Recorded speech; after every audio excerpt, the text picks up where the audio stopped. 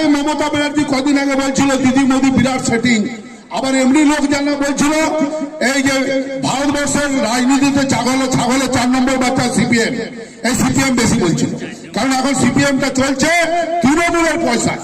এই সিপিএম এর লোকগুলো বলছিল, আর ঠেঙাতে গেলে এদিকে আগে ঠেঙাতে হবে, কারণ এরা হচ্ছে দেশের দই, এরা দেশের কোনো কাজে লাগে না। এই সিপিএম এর লোকগুলো হচ্ছে দেশের দই।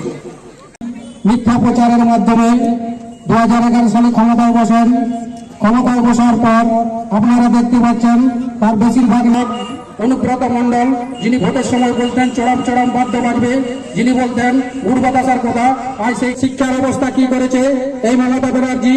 আজকে শিক্ষার মেরুদণ্ড ভেঙে দিয়েছে। আজকে সাদা খাতা জমা দিলে চাকরি হয়।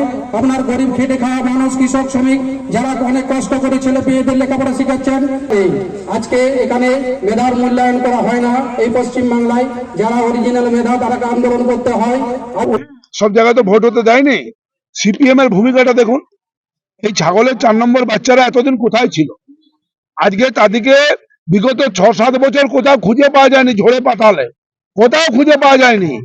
একমাত্র বিভিন্ন জায়গাতে বিজেপির নেতারা কিছু সিপিএম কে আশ্রয় দিয়েছিল, আর সেই সিপিএম এখন তৃণমূলের কাছে পয়সা নিয়ে আজকে এই যে গ্রাম পঞ্চায়েত ভোটে আজকে তো আর তৃণমূল মারে না, কারণ তৃণমূল জিতার জন্য ছেড়ে দিয়েছিল। তাই সিপিএমও যে কিছু জায়গায় প্রার্থী দিয়েছিল, এবং বিশেষ করে রতনপুরে দেখুন আমরা 5-6টি সিট, আমাদের যে ভোটটা সেই যে ভোটটা 50টা 60টা 100টা করে কেটেছে, আমরা তো 7টা জিতিয়েছি, ওরা 9টা পেয়েছে, আমরা কিন্তু আরো 6টা সিট পেতাম।